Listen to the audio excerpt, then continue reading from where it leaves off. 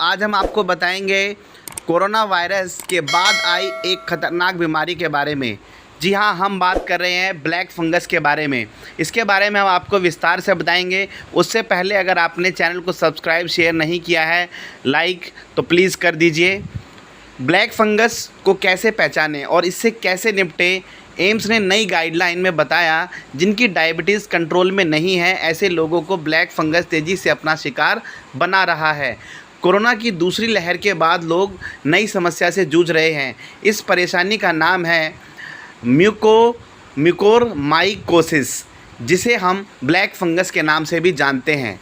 इससे निपटने के लिए एम्स यानी all India institute of medical sciences ने एक नई गाइडलाइन जारी की है, जिसमें बताया गया है कि किन लोगों को ये फंगस अपना शिकार बना रहा है, इसकी पहचान क्या है और इससे बचने के लिए क्या कर सकते हैं।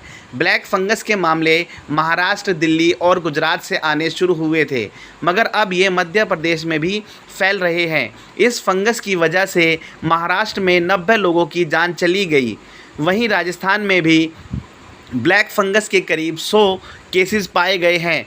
राजस्थान सरकार ने इसे महामारी तक घोषित कर दिया है। ऐसा दावा किया जा रहा है कि कोरोना से लड़ रहे मरीजों को ये अपना शिकार बना रहा है। पहले समझिए ब्लैक फंगस है क्या। जैसे कि इसका नाम है, ये एक फंगस के कारण होता है। फंगस का नाम म्यूकर। ये ज़्यादातर उन लोगों में हो रहा है जो डायबिटीज़ के मरीज़ हैं। हालांकि ये कोई नई बीमारी नहीं है, पर कोविड पेशेंट्स में ये तेज़ी से देखी जा रही है। कई डॉक्टर्स का कहना है कि ऐसा इसलिए हो रहा है क्योंकि कोविड के इलाज के लिए दिए जा रहे स्टेरॉयड शुगर लेवल बढ़ा रहे हैं। साथ ही कुछ दवाइयों के कारण पेशेंट की इम्यूनिटी भी कम हो रही है। लंबे समय से स्टेरॉयड लेने वाले मरीजों को भी ब्लैक फंगस का खतरा हो सकता है। इंडिया टुडे की रिपोर्ट के मुताबिक एम्स ने अपनी गाइडलाइन में ये भी कहा है कि जिनकी डायबिटीज़ कंट्रोल में नहीं है, ऐसे लोगों को ब्लैक फंगस तेज़ी से अपना शिकार बना रहा है। जिन लोगों की इम्यूनिटी कम है, जिन्हें पहले से ही कुछ बीमारियां हैं, वो इसके ज़्यादा शिकार हो रहे हैं।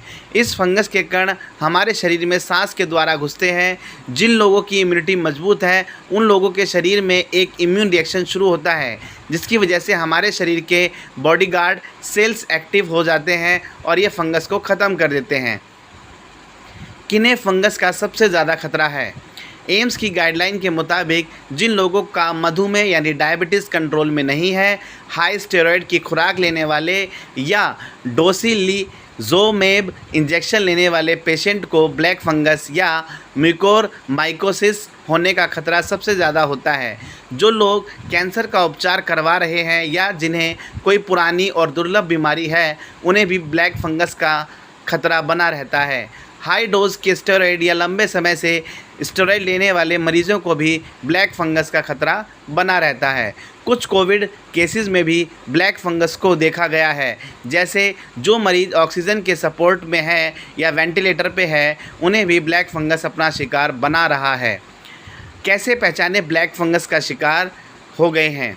एम्स की गाइडलाइन के मुताबिक नाक से अब नॉर्मल ब्लैक डिस्चार्ज या खून आए तो ध्यान रखें। नाक का बंद हो जाना, सिर दर्द हो जाना और आँखों में असहनीय दर्द, आँखों के आसपास सूजन, डबल विज़न यानी सब कुछ दो दो दिखाई देना, आँखों का लाल होना, कई मामलों में आँखों से दिखाई नहीं देना, आँख बंद करने में दिक्कत होना, आँख खोलने में दिक्कत होना, चेहरे का सुन्न पड़ जाना, चेहरे पर झुंझुनी होना, किसी चीज़ को चबाने या खाने में तकलीफ़ होना, मुंह खोलने में तकलीफ़ होना। अपनी डायबिटीज़ पर कंट्रोल करें, इसे हर हाल में नियंत्रण में रखें।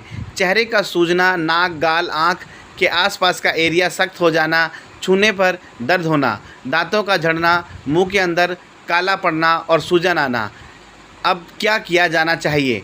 एम्स के हिसाब से जल्द डॉक्टर से संपर्क करें। स्पेशलिस्ट या मरीज़ का इलाज कर रहे डॉक्टर से फ़ौरन सलाह लें। नियमित रूप से इसका उपचार करें।